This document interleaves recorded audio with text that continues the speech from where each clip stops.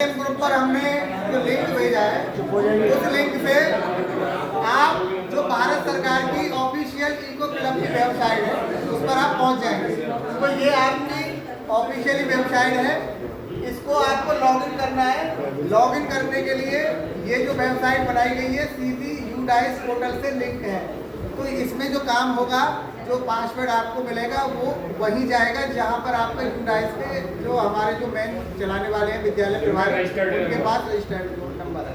तो आप इसको लॉगिन करेंगे हम। तो यहाँ सबसे पहले यूडाइस आप भरेंगे, मैं भर रहा हूँ 09110105203 और यहाँ से आप सेंड ओटीपी कर देंगे। तो ये यहाँ डेटा दिखाएगा कि ओटीपी कहाँ जा रहा है, ये भी यहाँ पे सिंबल होगा। देखिए दिखा दिया 78 से मोबाइल नंबर शुरू हुआ और UPS PM3 कोडबल बनारस ये इसकी ईमेल आईडी पे गया। तो हम ओटीपी अपना जो हमारे पास आया उस ओटीपी को यहाँ फिल करेंगे 7459 और ये जो कैप्चा है इसको कैप्चा को यहाँ भर देंगे 2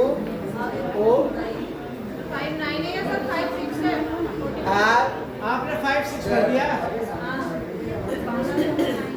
ओटीपी 5-9 है। ये देख लीजिए सही हो गया, सबमिट कर दीजिए। अब ये हमारी UPS कोडबल बनारस खुल गया हमारा। ये हमारा स्कूल लॉगिन खुल गया है इको क्लब पर। यानी इको क्लब के अंतर्गत जितनी भी गतिविधियां आपके थ्रू कराई जा रही है विद्यालय में, अभी तक वो आपके विद्यालय के रजिस्टर तक सीमित थी। अब सरकार ने कहा है कि नहीं, ये अब हमें डिजिटल रूप में चाहिए। क्या आप वास्तव में इको क्लब की गतिविधियां करा रहे हैं तो आप अपने रजिस्टर तक सीमित न रखें, उन्हें हमें भी दीजिए। तो पोर्टल पर भेजने के लिए जो गतिविधियां हैं किस तरह से आप भेजेंगे, जैसा हम बता दें आज 21 अप्रैल 2025 है, तो कल 22 अप्रैल को हम मनाएंगे पृथ्वी दिवस। और पृथ्वी दिवस के उपलक्ष्य में 22 अप्रैल को ही ये हमारा मेन इवेंट क्रिएट किया जाना है कि फ्लोरा विद QR कोड। तो जितने भी हमारे पेड़ पौधे हैं उन पर हम QR कोड लगाएंगे। तो ये हमारी मेन गतिविधि रहेगी कल के दिन के लिए। तो इसके लिए सबसे पहले जो इवेंट हमारी, यानी इवेंट का मतलब गतिविधि जो हम करेंगे, पहले हम उसे क्रिएट करेंगे कि ये गतिविधि हमें कब करनी है, उस गतिविधि का नाम क्या है। तो सबसे पहले हम यहाँ इवेंट का नाम भरेंगे अर्थ डे। और ये काम आपको एक दिन पहले ही कर लेना है।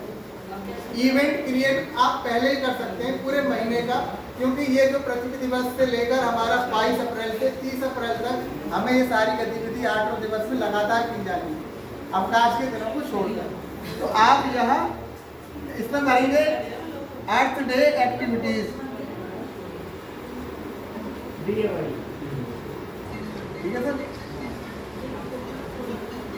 हमने नेम भर दिया, हमने इसका थोड़ा सा ब्रीफ भर दिया, और भी आप इसमें चाहे एक्स्ट्रा भर सकते हैं, थोड़ा और ब्रीफ में 50 शब्दों तक इसमें अपना भर सकते हैं। हमने शॉर्ट में भर दिया है अर्थ डे एक्टिविटीज। अब हम बात करते हैं मिशन लाइफ थीम में क्या भरेंगे, हम सेलेक्ट करना है। तो पहला जो आपका है, यहाँ से हम काफ़ी सारे ऑप्शन हैं। हमें पता है हम जो इको क्लब हमारा चल रहा है इसके 7 से 8 कॉन्सेप्ट हैं जिन पर हम काम कर रहे हैं, जैसे सेव एनर्जी, सेव वाटर, बायोडाइवर्सिफाई यानी जैव विविधता है ना, इनका, और जो हमारा सिंगल यूज प्लास्टिक है उसको हमें नो कहना है। इसके अलावा जो हमारा जो डस्टबिन है, वो डस्टबिन में जो हमारा 2 तरह का रहता है ना, एक तो गलने वाला कूड़ा, एक आपका जो है बायोडिग्रेडेबल और नॉन बायोडिग्रेडेबल। तो उसके लिए ये आपको अलग अलग प्रबंधन रखना है। आप हमारे PMC विद्यालयों में तो अगर पैसा भी पहुंचा है अलग अलग जो आपकी डस्टबिन का, आप अपने लिए भी विद्यालय में कंपोजिट ग्रांट से भी ये प्रावधान किया गया है कि आप 2 डस्टबिन लें, एक ब्लू कलर की और एक ग्रीन कलर। उन पर आप लिख दीजिए कि ये वाली डस्टबिन में गीला कूड़ा रखा जाना है और इस वाली में सूखा कूड़ा रखा जाना है। तो ये इस तरह के हमारे मेन जो प्रोडक्ट हैं इनको जिन पर काम किया जाना है। तो हमारा इसमें रहेगा एडॉप्ट हेल्दी लाइफ स्टाइल। ठीक, मिशन लाइफ सब थीम्स में आ जाएगा आपका फ्लोरा QR कोड। इसके बाद मोड ऑफ, ये डिजिटल में आ जाएगा, क्योंकि अब तक हम फिजिकल कर रहे थे, अब हम इस डेटा को डिजिटल में भेज रहे हैं। टाइप ऑफ इवेंट में आ जाएगा एक्शन और अवेयरनेस, यानी जो एक्टिविटी हम करने जा रहे हैं ये एक्शन के लिए भी है और इससे जागरूकता भी मिलेगी। कि उस पौधे के विषय में सारी डिटेल एक समुदाय को भी पता चलेगी।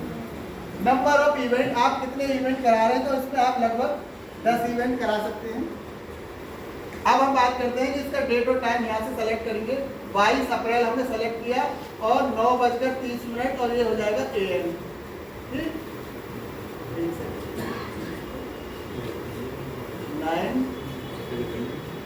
9:30 और AM, ठीक है।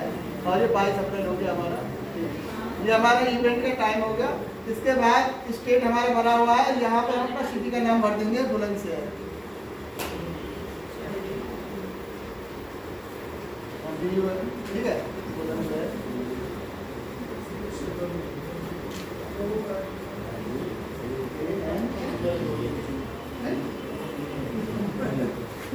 यहाँ से आप सबमिट कर दें, आपका इवेंट क्रिएट हो गया।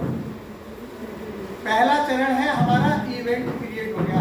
ये इवेंट कैलेंडर हमारा यहाँ पे है, यहाँ भी दिखेगा, क्योंकि मैंने कल भी मीटिंग थी, परसों भी, तो मैंने करके दिखाया था। मेरे यहाँ 2 बार जनरेट हो गया, तो मैं इसको मैनेज भी कर सकता हूँ। एक को डिलीट कर दूंगा मैं।